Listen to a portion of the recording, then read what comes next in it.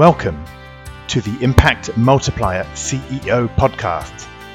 If you're a chief executive, or if you think like one, and you want to create exponentially greater impact, then this show is for you.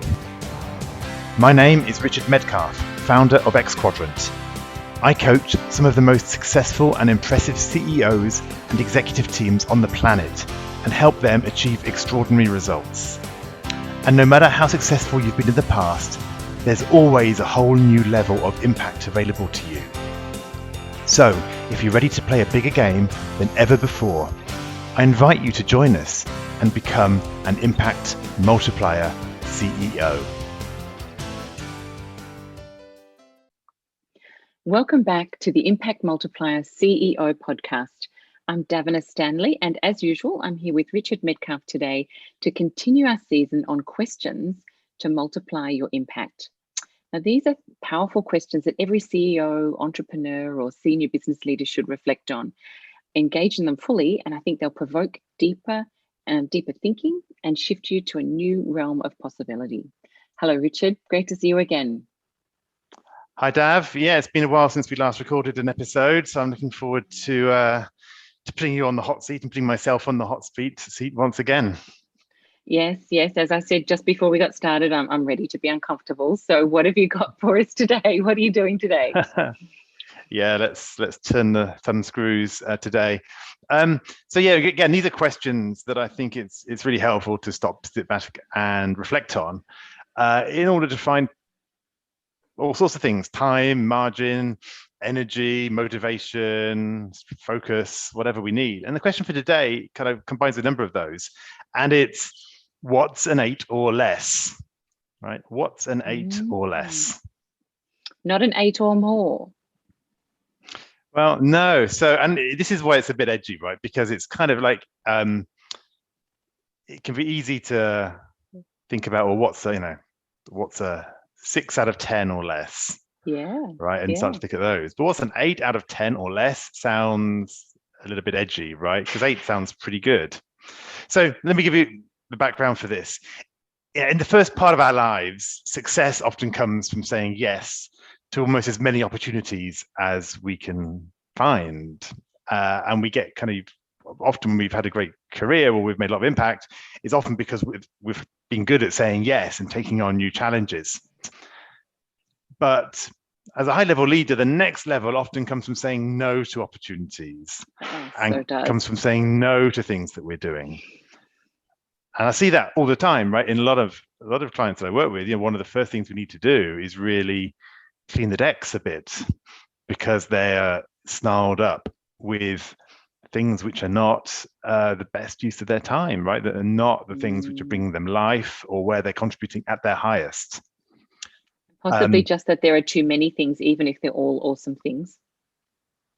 Right. Yeah, it can be that as well. But I think there's normally those happy few, right? Things which are really where we need to be focusing, and they just get diluted by everything else. And if you think about Steve Jobs when he returned to Apple, they had this massive bloated product line of I don't know how many desktops and laptops and all these other things, and he brought it down to 4 products, right? A desktop and a laptop for consumers, and a desktop and a laptop for professionals. So he just brought it all down. We just do 4 things rather than all this massive set line of things. Right there. If we think of the thinking tools we've been talking about, mutually exclusive, collectively exhaustive, 2 things for professionals, 2 things for I don't know what the term was, people at home, non-professionals. Yeah, beautiful. Love it. Exactly. So he just really brought it down. And so many of us know instinctively that our best value is created when we're in our genius zone, right? When we're working on projects that interest us, fascinate us, where we've got you can't stop us. We're kind of reading about it in our spare time, or we just, if we didn't get paid, we'd love to do this stuff, right? It's because it's just genuinely fascinating and involving, and we know that we deliver great stuff in those areas. But I think most of us, we're over-obligated, but we're under-committed. Oh, yes. So we have all these obligations that we feel we need to do, we should do, we're expected to do. But are we really committed to them? No, there are a lot of oughts and shoulds in that. And so Mhm. what I have to, when we're asking this question, what's an 8 or less? It's saying, well, what actually are the things which we feel we need to be doing, but actually are not the highest value use of our time? And Mhm. I often say to people, don't use a 7, right? When you're scoring something out of a 10, try not to use number 7, because 7 is kind of this meh number. It sounds Isn't good. it? It does sound good. 7 doesn't sound bad, right? But Much better than a it's pass. closer It's to good. a It's 5. not great. It's good. It's Yeah, not great. yeah, exactly. It's closer to a 5 than to a 10, a 7. Mhm. I like to say to people, you wouldn't marry a 7. That normally gets them a laugh. Oh. If you said, if somebody's about to get married, if you said, well, on a scale of 1 to 10, you know, what do you think about your future spouse? And if they went 7, you'd be a bit worried, right? so, Oh so yeah, dear. you Or wouldn't you'd marry be a 7. saying, well, So, I'm only about a 7 and she's about a 7, so we match. well, That's yeah, okay. good. Well, so for me, it's the 10. So for me, it's a 10, right? That's the point. It's not. This is So it's got to subjective, be a right? It's for 10. you. It's got to be a 10. So now Mm, the question of what's an 8 or less is a bit edgier, because actually an 8 is a good score. It's it's a great closer score in to many ways, 10 than, right? yeah, than it is And to it's a great 5. score. But I think there's a difference. Imagine if you had imagine the difference between. Well, already it'd be great to get projects which were 8 and above, right? And only be focusing on those. But think about the difference between if you're working on things that are an 8 and above, or working on things that are a 9 or above. Now, let's just That's ask you this. the When change. I'm thinking, what are you scoring against here?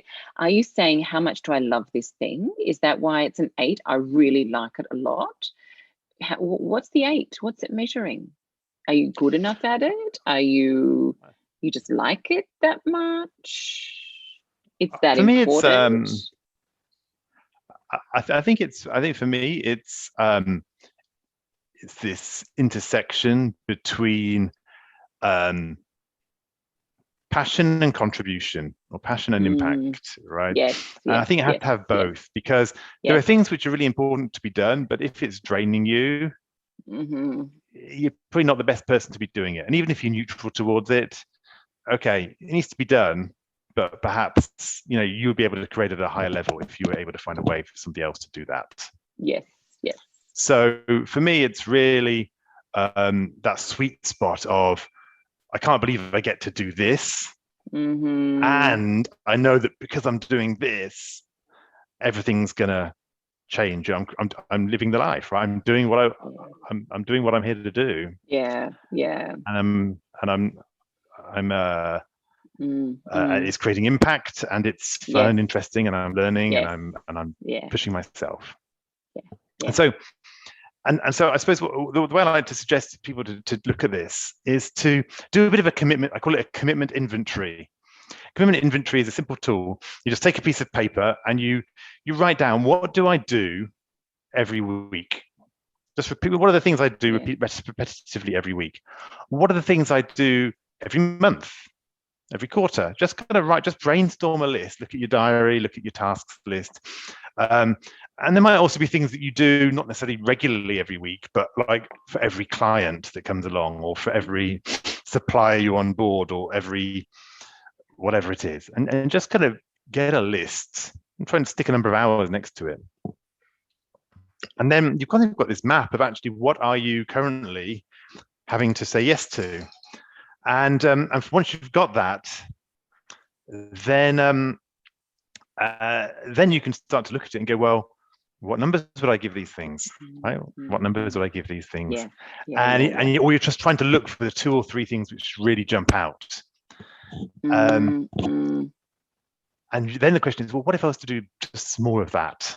Yeah, What would that look like? yeah. That's fun. That's fun. All right, Richard. So what is an 8 for you? What are the things that are on your plate that you scored an 8 for? Hello, it's Richard here with a quick interlude. These conversations are all about upgrading how you think about creating impact. So here's a resource to help you do just that whilst staying fast and focused. The CEO's checklist for challenging times is a quick way to enhance your thinking and detect blind spots, even when things are moving incredibly fast and you're not sure what's going to happen next. You can get this powerful checklist of 17 world-class strategies by heading to xquadrant.com/go/challenging times checklist with a hyphen between each of those three last words. Now, back to the conversation.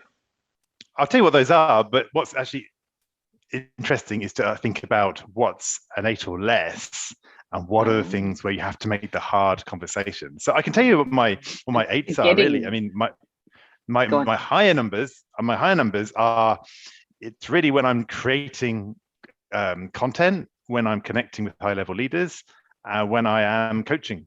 And that's kind of my sweet spot, right? So when I'm doing those three things, I'm in my sweet spot. An example of what's perhaps not an 8 for me at the moment, or what's an 8 or less, is probably there's a couple of parts in some of my standard processes, engagement methodologies, that are a little bit repetitive, and they're client focused. I'm engaging with clients on them. I'm like going through certain assessments and things with them. But it's a little bit of a repetitive approach. You know, it's always customized to each client, and so I quite enjoy it. So it's not a 6, probably it's a 7 or something like that. But it's it's probably not the highest use of my time, and perhaps somebody else could do it equally well with the clients at that part of the methodology. Now, it's not for every client, but if there are certain engagements where perhaps I'm not doing, where perhaps I'm doing a number of people and reviewing their assessments or their profiles together. Perhaps that's an example of one where it doesn't have to be me for every single person. Yeah, that's somewhere where I think I might want to work with a colleague to perhaps allow me to step back from that particular task. And I say it's something which I quite enjoy. It's still speaking with very interesting people and working through issues with them. But I just think that's probably one right now for me, where I can look at it. And to be honest, I've done quite a lot of purging, if you like, of my diary already, right? We do this commitment inventory process quite regularly in the business, and I ask me and all my team to do that, like write down, like, how do you spend your week, and what are the tasks you find fascinating and motivating, what are the tasks which you're fine with, and what are the ones which are a bit irritating and frustrating, and then what do we do about that, and what shifts it's a great thing to do. And we haven't been as structured about it as you are there. I'm actually seeing 3 columns in my mind that I'm going to ask Sheena just to keep a record on over a week or so of just as she does things, you know, love it, it's okay, really don't love it, you know, and just ask her to jot them down, and we can debrief on it and maybe do it for a week or 2, because things can be very varied in our role, in our world, and her role has a lot of, you know, customer service and that kind of thing in it. And I think I can predict what sorts of things she's not going to want to do, because she's really good at automating. Well, here's the question, and handing them off. What about you? What's your 8 or less? Yeah, well, I like a balance. And so I think for me, part of it is not just what I'm doing, but how much of something I'm doing. And for me, the things that I genuinely love doing can become unpleasant. They can become an 8 or less if I do them too often as well. So if I do too much coaching, I just find it exhausting. I love coaching, but if there's too much of it, I find it exhausting. So, you know, transparently, the last few weeks, there's been too much of it. So, you know, I'm tired, but, you know, I have a sense of perspective, and that's fine. So, all right. So things that are less than an 8 for me, like you, I'm reasonably good at getting rid of them. I just pass them over the fence to Sheena. Well, the question is actually an 8 or less. So you could even go for an 8. You could even put an 8, which is a bit edgy, because an 8 feels good, but it's not a 9. I think, well, one of the things that I'm finding would be an 8 would be running workshops, the same workshop program again and again and again. I'm feeling like I'd like to merge them into, you know, really big groups for the teaching part, and then allow more time for the coaching. So that's one strategy I've been planning and moving towards, so that I can move from an 8 to a 9 for the teaching component of my work. Do condense it so I enjoy it and do the right balance of it, and then allow me to work with people in smaller groups, which I love doing. So I don't know that answers your question, but that's a way I'm shifting towards that. And also being able to meet the demand at the moment. Other things, 8 or less? What other things are 8 or less? And as usual, you've put me on the spot, Richard. So I've got to really think, what have I been doing that's less? Administration. Here's another question. The way looking at any kind. Administration there we of go. any kind. So what is there that you're doing? I want to push you on this, right? Yeah. What's one piece of administration which you need to get off your plate? One piece is to get Sheena access to the bank accounts, so she can actually pay the stuff. And COVID, we'll probably go down to the bank now and actually fill in the forms, but we started the process before COVID, you see.